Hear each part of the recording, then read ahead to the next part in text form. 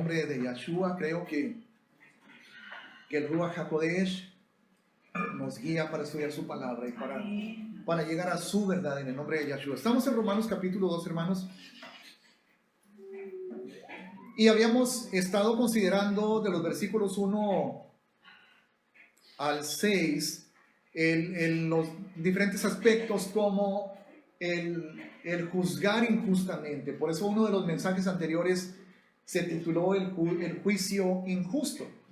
Los juicios injustos no son de Dios, hermanos, son de nosotros. Cuando nosotros juzgamos a otras personas sin juzgar primero nuestro corazón, tal y como Yeshua lo dijo, tú que quieres quitarle a tu hermano la pajita de su ojo, primero mira la viga que tienes en el tuyo, ¿verdad? Entonces, a eso se refiere el título, el juicio injusto. Luego vimos, seguido de eso, lo que el Padre nos dice a través de Pablo en este capítulo de Romanos 2, acerca de una realidad muy tremenda, hermanos, y es que todos vamos a ser juzgados. Para eso hay que volver a escuchar, ¿verdad? Para poder tener una noción más exacta de lo que se predicó la semana pasada, se enseñó la semana pasada. Nuestra salvación está asegurada, hermanos, porque la sangre de Yeshua nos ha lavado y nos ha redimido.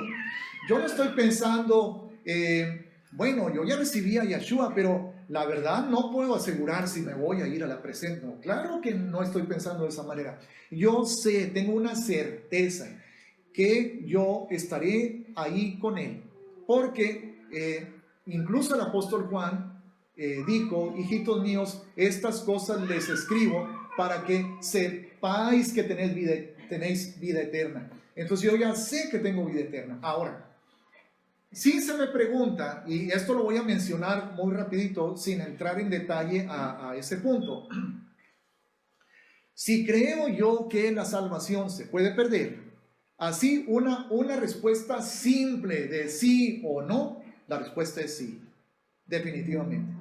La pregunta es ¿cómo? ¿Ok?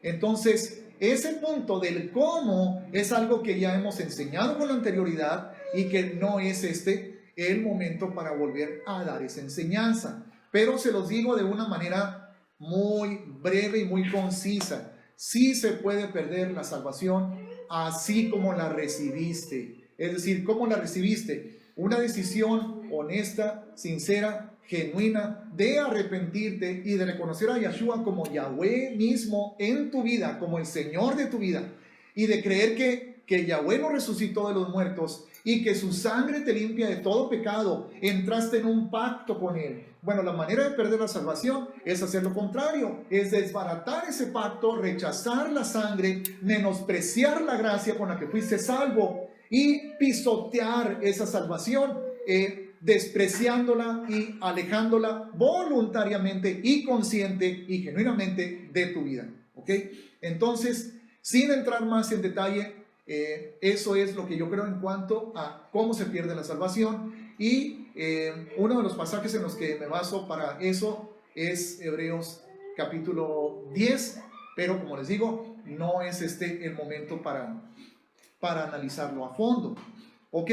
Sin embargo, habiendo mencionado eso, estando conscientes de eso, hermanos, en mi corazón, y sé que ustedes también en el suyo, no estamos pensando, pues espero nunca pisotear el pacto, espero nunca rechazarlas. No, ¿cuál espero ni qué nada? No lo voy a hacer, punto.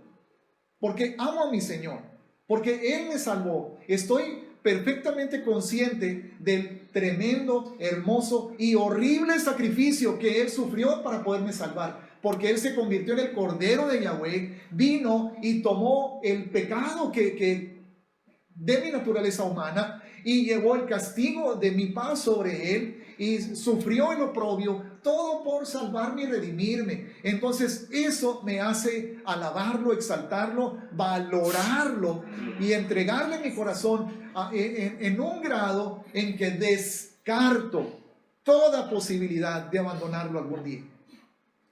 ¿Ok?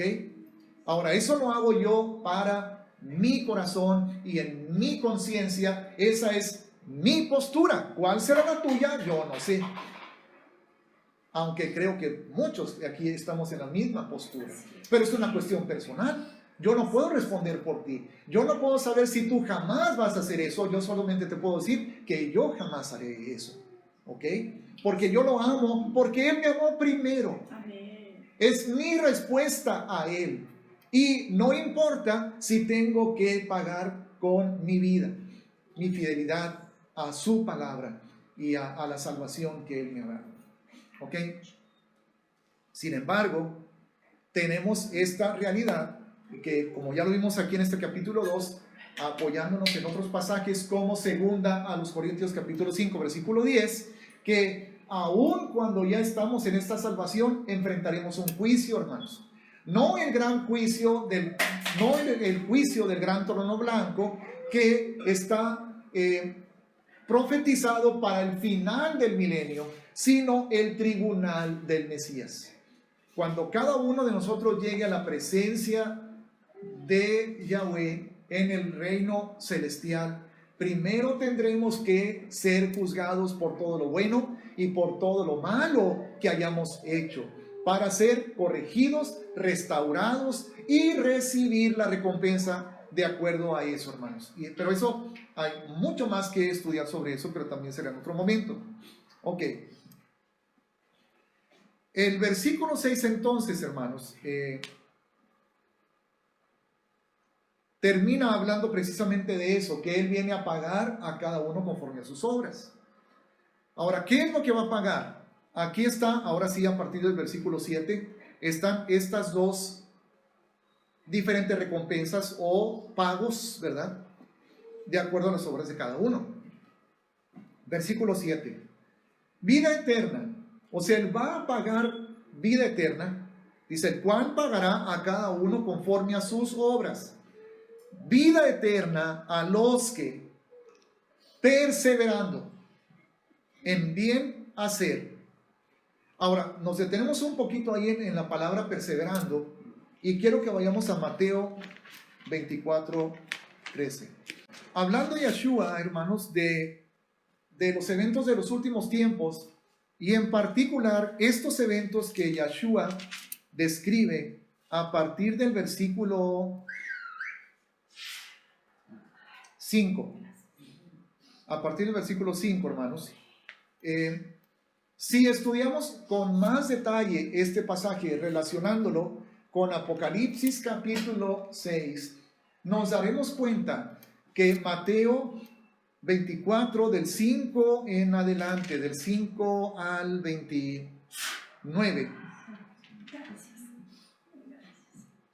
describe los primeros 3 años y medio de los 7 últimos años, los 7 años de la gran tribulación. Los primeros 3 años y medio, hermanos, están descritos en los versículos 5 al 29 en Mateo 24. ¿Ok? Y en el versículo 13 dice, mas el que persevere hasta el fin, este será salvo. ¿Ok? Vemos aquí que si bien, hermanos, hay una certeza de la salvación que todos podemos tener, porque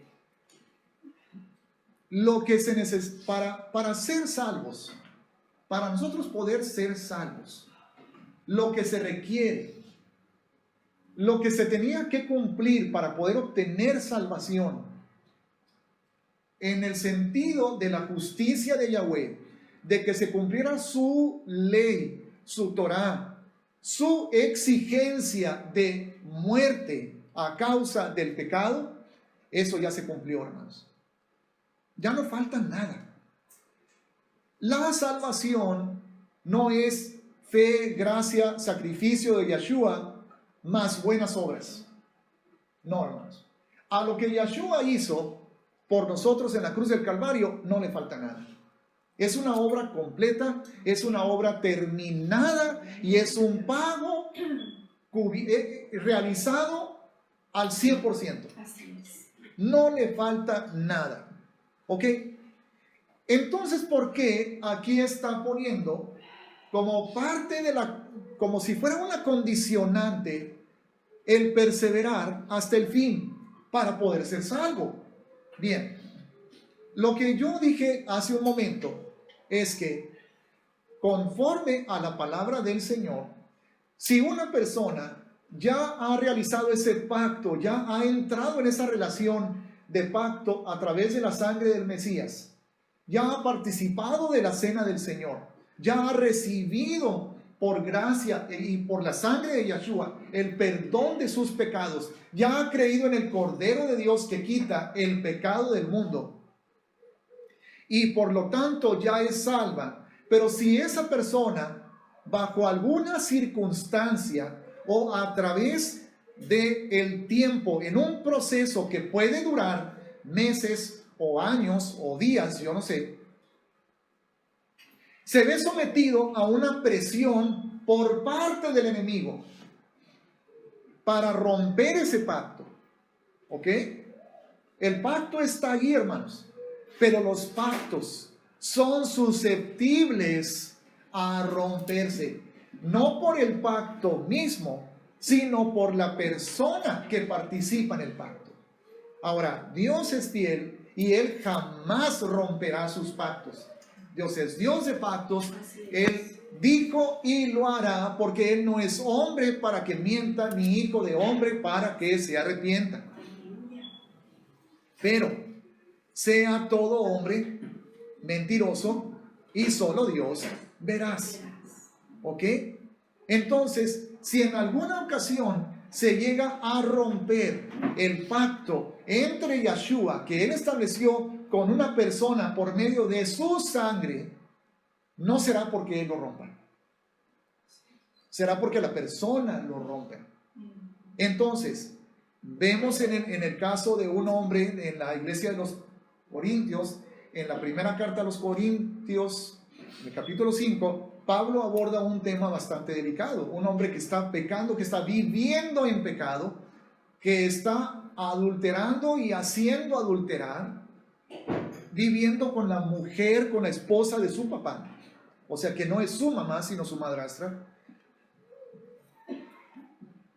Y Pablo establece un ultimátum y dice: hermanos, necesitamos ponernos de acuerdo y a ese hombre entregarlo a Satanás, para que el cuerpo sea destruido, pero el espíritu sea salvo en el día del Señor.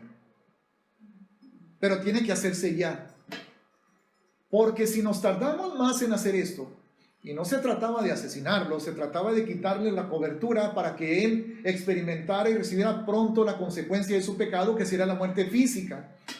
Si nos tardamos más en hacer esto, entonces va a llegar el punto en que él voluntaria y deliberadamente va a romper el pacto y entonces ya no va a ser salvo, o sea, sí va a perder su salvación.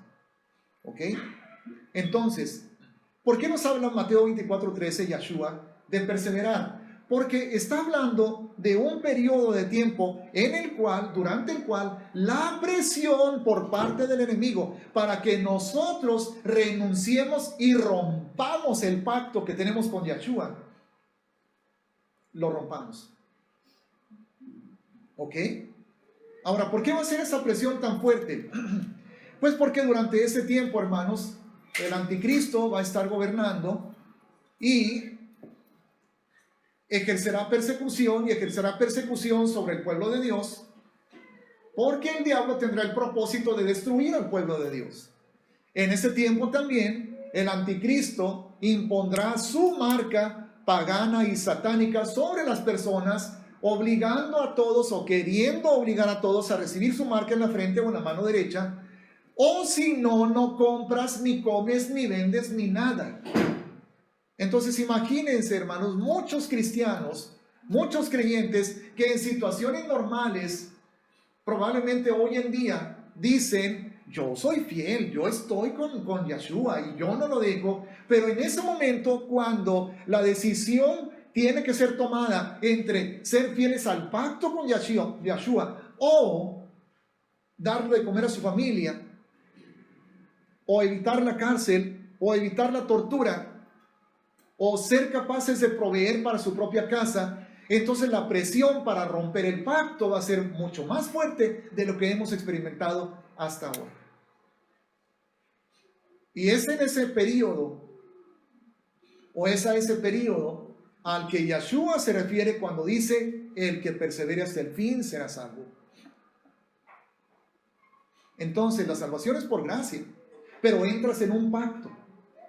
Te tomas de una gracia, te tomas de una promesa que Yeshua te da y que te permite recibir la salvación por medio de su sangre. Pero ¿qué pasa si te sueltas? ¿Qué pasa si el enemigo te pone enfrente la amenaza de te mato si no me adoras? Y para adorarme tienes que renunciar al que te salvó. Tienes que renunciar a su sangre. Tienes que renunciar al sacrificio que Él realizó por ti en la cruz. Tienes que negarlo y declararme a mí como tu nuevo Señor. Entonces, eso es literalmente, hermanos, lo que el diablo va a hacer. Y esa es exactamente la prueba que nos va a tocar enfrentar si estamos vivos durante ese periodo. Pero hay una cosa que también es muy clara en la Escritura, y que tampoco es este momento para hablar de eso detalladamente, y es que el Señor viene por su iglesia, amén, sí, amén por ello, pero no antes de los 7 años de la tribulación. Ese es el detalle. Entonces, los capítulos 2 y 3 de Apocalipsis son mensajes que llevan a la iglesia a prepararse para el periodo que viene, hermanos. Y los mensajes de las iglesias, a las 7 iglesias en los capítulos 2 y 3 de Apocalipsis, están llenos de advertencias y de promesas. Y en cada uno de ellos dice: al que venciere, al que venciere, al que venciere, le daré esta corona, le daré que se siente a juzgar, le daré que coma del árbol de la vida, le daré, y muchas promesas y promesas y promesas. Pero una de las advertencias, hermanos, al que no venciere, bueno, más bien lo dice indirectamente, porque dice al que venciere, creo que es en Éfeso, al que venciere, no borraré su nombre del libro de la vida. Está muy claro, hermanos. Entonces, es por eso que Yeshua dice: el que persevera hasta el fin, ese será salvo. Y es por eso que en Romanos capítulo 2, versículo 7, leemos: a los que perseverando en bien hacer, buscan 3 cosas. Dice aquí: buscan gloria, buscan honra y buscan inmortalidad. ¿Ok? Ahora, gloria. ¿A qué se refiere cuando dice buscan gloria? ¿A quién glorificamos, hermanos? Al Padre, ¿verdad? No a nosotros mismos, ¿verdad que no? Entonces no buscamos la gloria para nosotros. No, ok. Bueno, no buscamos la gloria para nosotros mismos, de nosotros mismos. ¿Ok? Pero vamos a ver qué dice la palabra. Y vamos a 1 Corintios primero, hermanos. Y ahí vamos a ver algunos pasajes diferentes. Primero el capítulo 2. 1 Corintios, capítulo 2. Y versículo 7. Donde dice: mas hablamos sabiduría de Dios en misterio, la sabiduría oculta, la cual Dios predestinó antes de los siglos. Esa sabiduría, ¿verdad? Para la gloria de ¿quién? De nosotros. Para la gloria de nosotros. Dice: la cual Dios predestinó antes de los siglos para nuestra gloria. Luego, vamos aquí mismo en 1 Corintios capítulo 4, versículo 5, donde dice: así que no juzguéis nada antes de tiempo, hasta que venga el Señor, el cual aclarará también lo oculto de las tinieblas y manifestará las intenciones de los corazones. Esto que acabamos de leer tiene que ver con lo que vimos en el mensaje, creo, de la semana antepasada, donde hablábamos del juicio injusto. O sea, hay muchas cosas que no podemos juzgar, hermanos, porque cuando Él venga, Él que conoce las intenciones de los corazones, va a aclarar todas las cosas, ¿ok? Pero veamos lo que dice al final. Y manifestarán las intenciones de los corazones, y entonces cada uno recibirá su alabanza de Dios. Porque lo que la palabra gloria quiere decir, hermanos, en el griego doxa, significa dignidad, honor, alabanza. Ahora, decimos, Dios es el único que merece la alabanza, evidentemente. Él es el único que la merece. ¿Yo la merezco? No, pero de todos modos me la va a dar. No porque la merezca. Ahora, veamos, no confundamos, no voy a decir que yo estoy enseñando que Dios no es el único al que debemos alabar y que nosotros también vamos a ser alabados. Hermanos, hay una alabanza que solo Dios puede recibir. Hay una gloria que solo Dios puede recibir. Exaltar su nombre, decir, Señor, tú eres el único digno de gloria, de honra, de honor, de adoración, de alabanza. Eso es correcto porque Él es el autor de todo. Él es el creador de todo. Y todo lo bueno que existe tiene su origen en Él, hermanos. Y porque no hay nada que nosotros tengamos que no hayamos recibido de Él. Pablo enseña eso. Nadie tiene algo que no haya recibido. Y no hay ninguna cosa buena que haya sucedido en nuestras vidas desde que fuimos salvos y hemos aprendido su palabra y hemos participado de la obra del Señor, llevando el evangelio a los perdidos, orando por los enfermos, enseñando y discipulando a las personas, enseñando la Torá, hermanos. Nada de eso es nuestro mérito. Yo no puedo con esa obra, humanamente hablando. Para mí es imposible realizarla, porque nunca puedo olvidar que Yeshua dijo, separados de mí nada podéis hacer. Yo soy el pámpano, ustedes yo soy la vid, ustedes son los pámpanos. ¿Ok? Y cuando un pámpano se retira de la vid, se seca y ya no sirve para nada más que para quemarse. Entonces a Él es la gloria por ello. ¿Ok? Es su gracia, es su presencia en mí. Es como cuando Pablo dijo, yo he trabajado, en 1 Corintios 15, yo he trabajado más que todos ellos, pero no yo, sino la gracia de Dios en mí. Entonces hay cierta gloria y hay cierta alabanza que solo Él puede recibir. Pero gloria significa, hermanos, alabanza también en el sentido de reconocimiento. Cuando yo le digo a mi esposa, baby, wow, esta lasaña te quedó deliciosa, ¿qué estoy haciendo? Le estoy alabando, ¿verdad? Y un ejemplo muy hermoso de la alabanza que nosotros vamos a recibir, hermanos, si es que somos fieles, van a ser las palabras que Yeshua dijo cuando nos enfrentemos ante Él, le demos cuentas y nos diga, bien, buen siervo y fiel. Has sido un siervo, una sierva, bueno y fiel. Me has sido fiel en lo poco, ahora te voy a poner en lo mucho. ¡Wow! ¿Cómo nos vamos a sentir? Así como que queriendo explotar, ¿verdad? De gozo, de satisfacción, de bendición. Y esa es una alabanza. Es como Proverbios 31.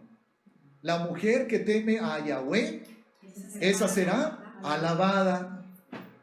Su marido la alaba, ¿verdad? No de que esposa.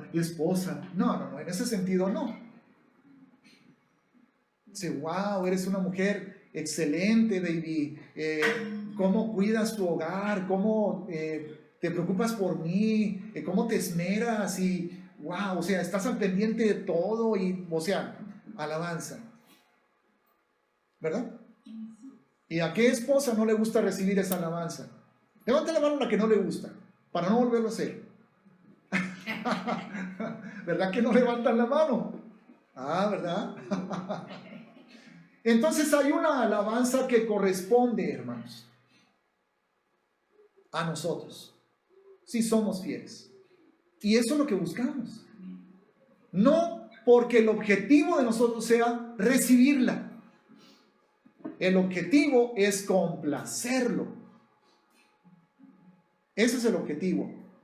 Y el resultado, si con mi vida y mi fidelidad y mi obediencia a Él y mi trabajo en su obra lo complace, entonces es inevitable que Él me va a dar esa alabanza. Porque me va a decir, buen siervo.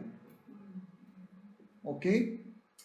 Y no va a ser para que otros seres angelicales o espirituales se inclinen ante mí. Claro que no, porque aún el ángel que le revelaba a Juan, a Johanán, el Apocalipsis, no admitió que Johanán se inclinara ante él. Y dijo, no te inclines ante mí, tú y yo somos consiervos, adora a Dios. ¿Verdad? Así que no confundamos. Pero sí hay una cierta gloria, sí hay una cierta alabanza que nosotros vamos a recibir dependiendo de la fidelidad y la obediencia y la humildad con la que nos conduzcamos, hermanos, en esta tierra antes de que Él venga. Primero a los Corintios 9, capítulo 15. Pero yo de nada de esto me he aprovechado, ni tampoco he escrito esto para que se haga así conmigo, porque prefiero morir antes que nadie desvanezca esta mi gloria. Pablo está consciente, hermanos, de que la obra que en obediencia él está realizando, porque Yahshua lo llamó a esa obra, porque Abba lo escogió para llevar el evangelio. Él está consciente de que esa fidelidad va a traer como consecuencia gloria para él. Y dice, yo no quiero que actitudes incorrectas, yo no quiero que motivaciones equivocadas en mí o desobediencia vaya a quitarme esa gloria. ¿Qué significa? Se puede perder esa gloria. Porque si yo hago cosas buenas con una intención mala, lo bueno que hice no va a contar para nada. Si hago cosas buenas con una motivación equivocada, lo bueno que hice me va a contar como malo. Porque la motivación fue equivocada. Entonces, acuérdense cómo dice la Torá. Nosotros vemos por fuera, el exterior, a los hombres, pero Yahweh ve, ¿qué cosa? El corazón, ¿verdad? Yahweh ve el corazón. ¿Ok? Honra, pues es igual, hermanos. Es algo, porque la misma palabra gloria significa honor. Entonces, probablemente son sencillamente dos palabras que expresan algo similar. Entonces, aquellos que buscan gloria, honra e inmortalidad. ¿Ok?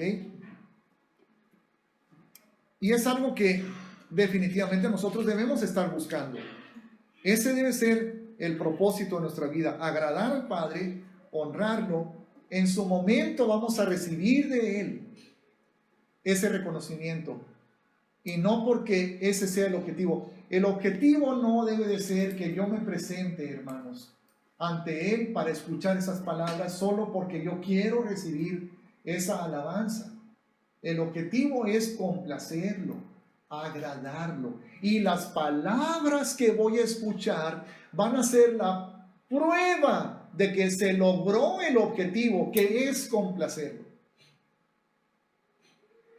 Porque yo puedo escuchar esas palabras y pararme el cuello. Oh, ya ven, ya había escuchado todos, fui fiel, así.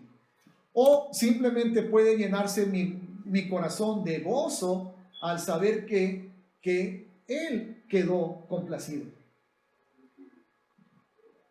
Ok.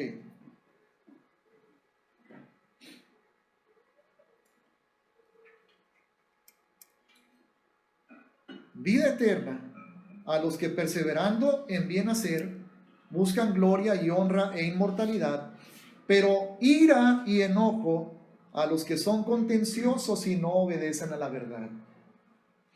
Esa es otra recompensa, hermanos. ira y enojo. Hemos creído en Yeshua, hemos aceptado su sangre que nos limpia de todo pecado, le hemos entregado nuestro corazón, nuestras vidas, lo hemos confesado como Adonai, como Yahweh mismo, y creemos que Yahweh lo resucitó de los muertos, y nos hemos arrepentido de nuestros pecados, porque eso que hicimos es un acto de obediencia, hermanos. Hechos 17:30 dice: pero Dios, habiendo pasado por alto los tiempos de esta ignorancia. Recuerden que cuando Pablo dijo esas palabras, estaba en Atenas, donde en un lugar que se llamaba Areópago, y había imágenes de dioses griegos, ídolos paganos, satánicos, pero había un pedestal sobre el cual no había ninguna escultura, y la inscripción decía: al Dios no conocido.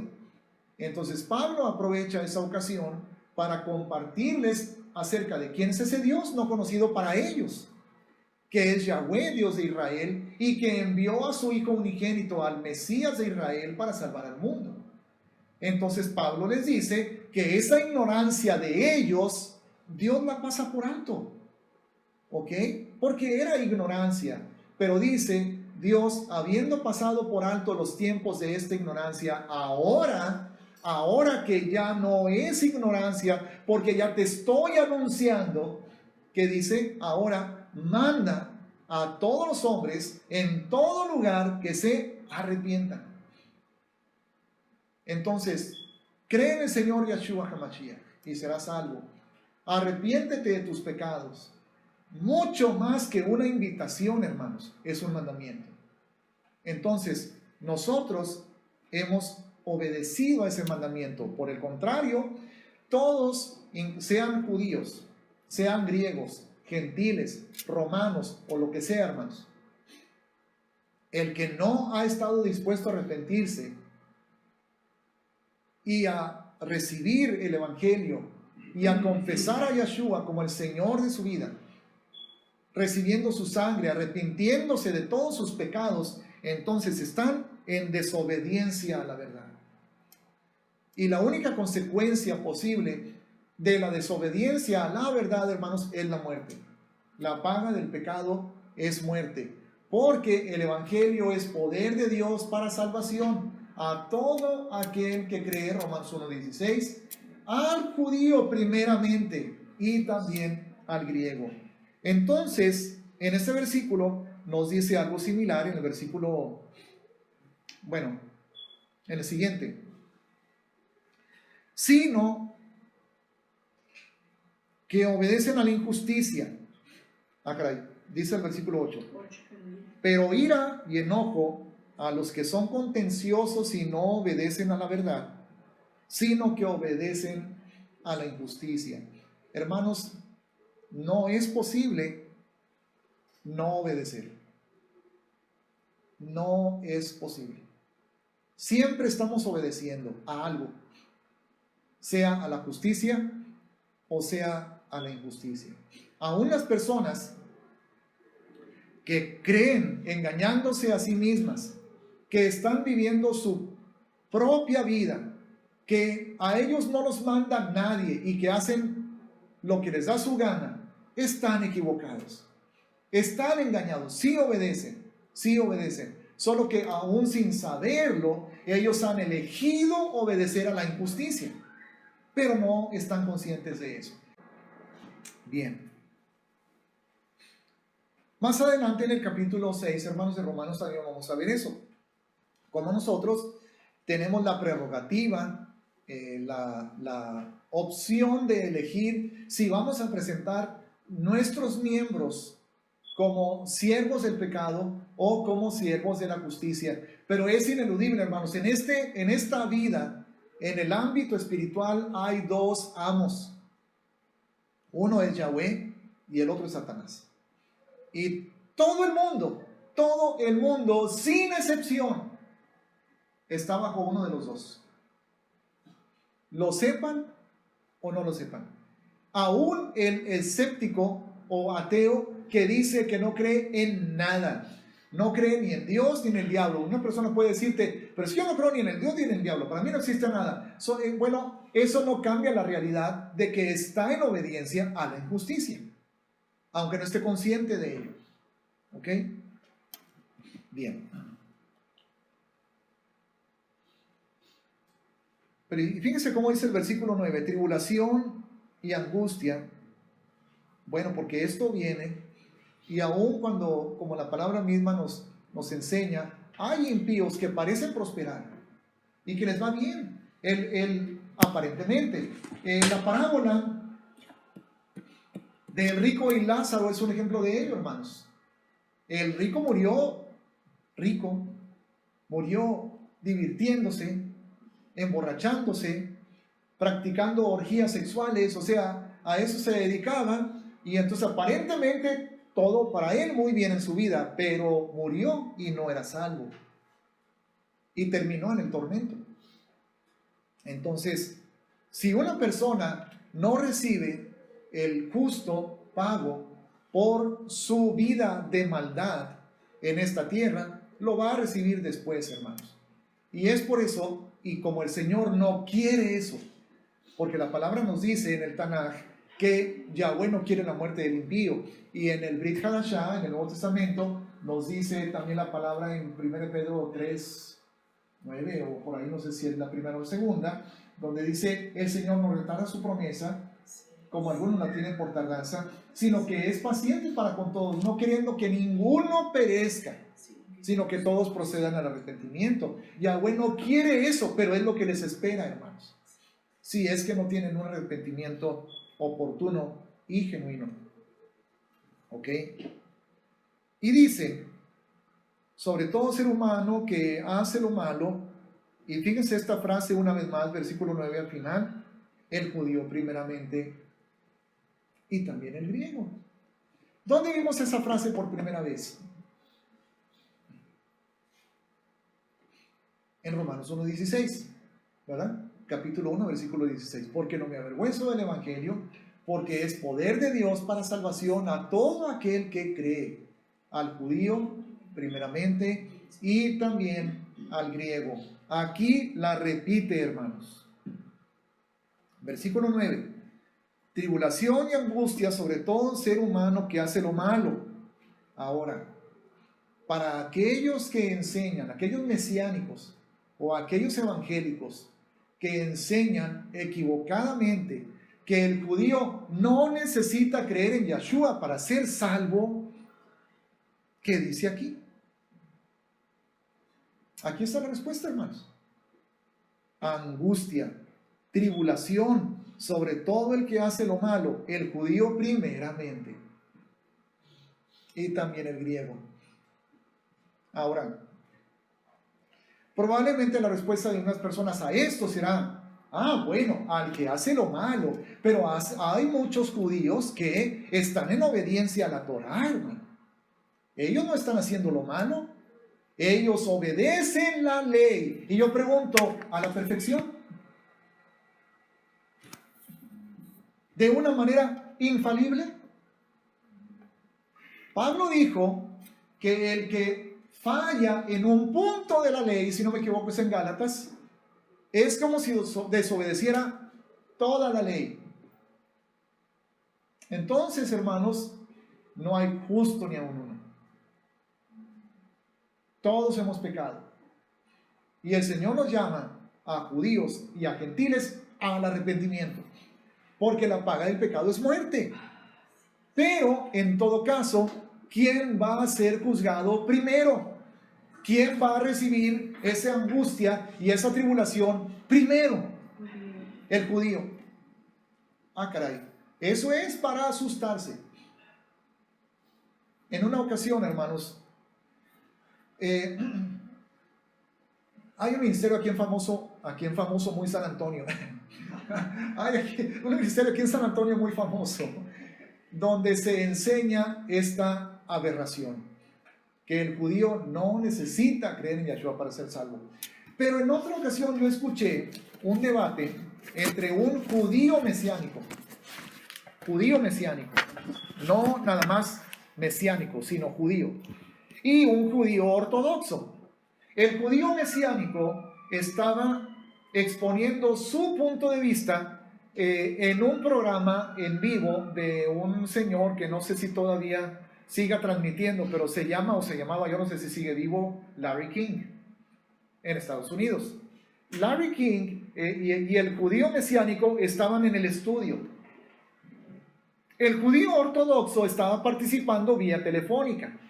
Entonces había un debate entre los dos, el judío ortodoxo por teléfono y el judío mesiánico en vivo, ¿verdad? Y el judío mesiánico, raro, afirmaba que el judío que no cree en Yeshua está perdido por la eternidad. O sea, estaba enseñando la verdad. Si nosotros amamos al pueblo de Israel, hermanos, y amamos al pueblo judío, una de las maneras de manifestar ese amor es diciéndole la verdad, con amor. Pero yo no puedo decirle al judío, eres mi hermano, y muchas personas le llaman, en muchos ministerios dicen, mi hermano mayor, porque es Judá. Y es el pueblo escogido de Yahweh, hermanos. Y Yahweh jamás los desechó. Jamás los desechó.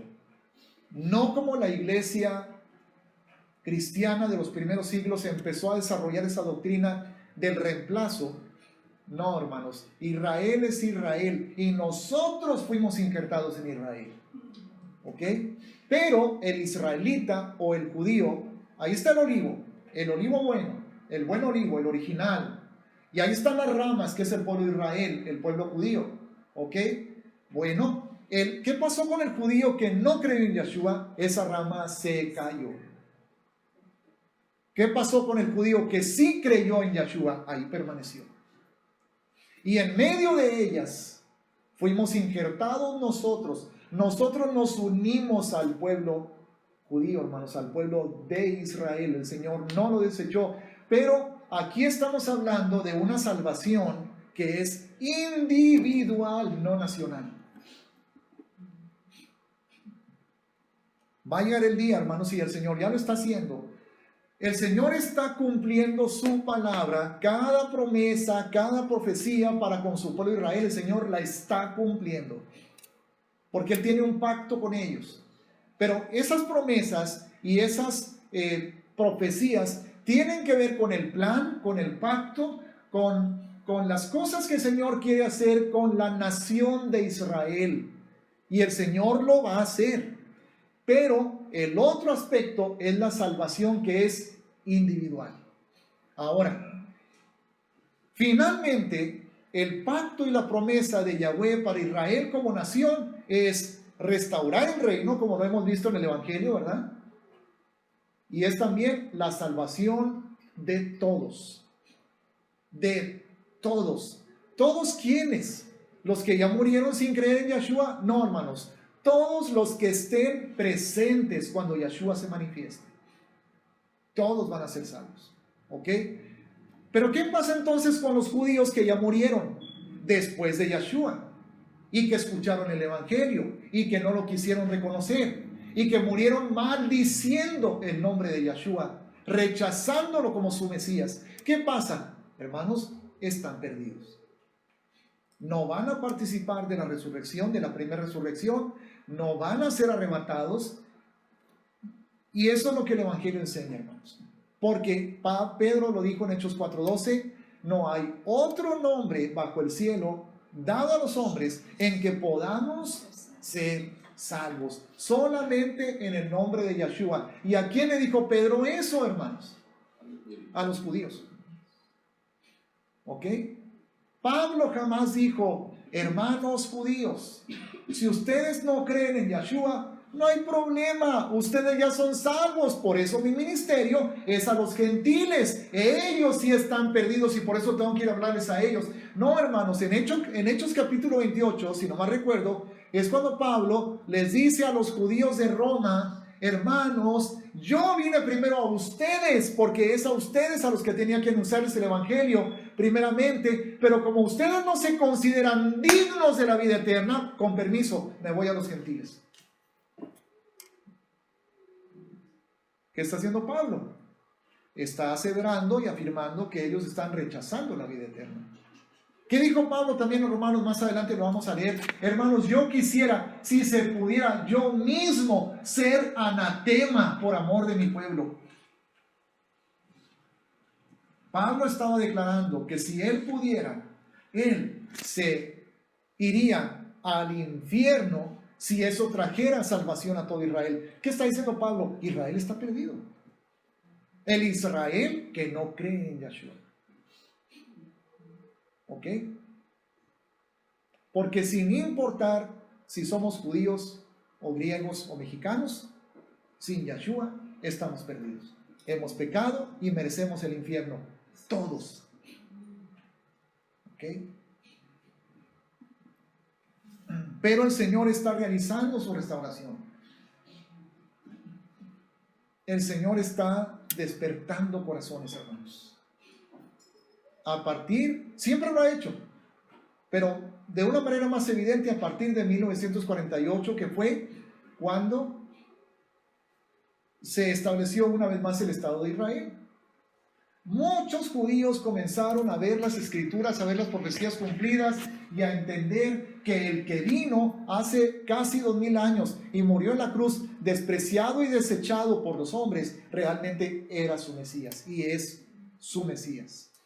Y es a raíz de ese despertar dentro del pueblo judío que comenzó también el despertar dentro del pueblo evangélico, o sea, nosotros los gentiles. Y empezamos a entender cómo la iglesia gentil de los primeros siglos se apartó y abandonó sus raíces. Y eso es lo que Yahweh nos ha estado restaurando hoy en día, hermanos. A nuestras raíces, que están en Israel. Están en la Torá. Pero sigue siendo el mismo plan de salvación de Yahweh para todo el mundo, solo que por medio de su pueblo Israel. Pero es por eso, como Yahshua lo dijo en Juan capítulo 4, cuando estaba platicando con la mujer samaritana, Yahshua le dijo a la mujer samaritana, porque la salvación, ¿de dónde viene? De los judíos. La salvación viene de los judíos.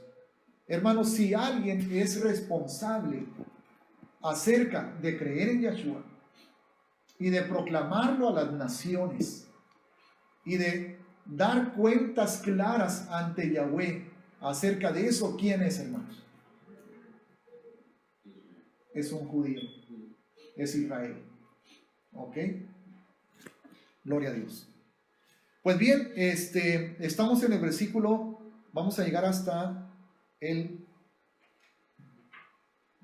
11. Pero gloria y honra y paz. ¿Por qué dice gloria y honra y paz? Bueno, porque son recompensas, ¿verdad? O sea, he estado hablando de que el Señor va a dar vida eterna, en el 7, a los que perseverando en bien hacer buscan gloria y honra e inmortalidad. Vida eterna a los que perseveran. Pero luego ira y enojo a los que son contenciosos y no obedecen a la verdad, sino que obedecen a la injusticia. Tribulación y angustia sobre todo ser humano que hace lo malo, y lo aquí dice el judío primeramente y también el griego. Y el versículo 10, otra vez menciona el premio bueno.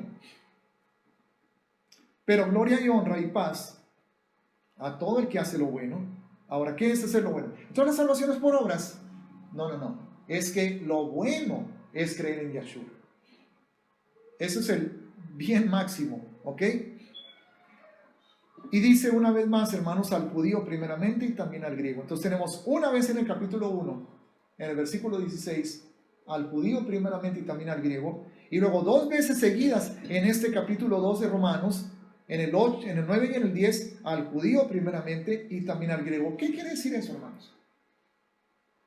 El judío sigue teniendo preeminencia. Para Dios, el judío sigue estando en primer lugar. No que nosotros seamos como de segunda clase o algo, no. Pero ¿con quién hizo Yahweh el pacto? Con Israel. ¿A quién les prometió la salvación? De ellos y del mundo entero. A Israel. Porque Yahweh le dijo a Abraham, en tu simiente serán benditas todas las naciones. Y sabemos que la simiente es Mashiach, pero Mashiach es judío. ¿Ok? Entonces, por eso, hermanos, y más adelante lo vamos a ver, si no me equivoco, en el capítulo 3 o 6 por allá, donde Pablo dice, efectivamente, ser judío tiene sus ventajas. Sin embargo, también tiene sus responsabilidades. Y es por eso que en todo, hermanos, el judío es primero.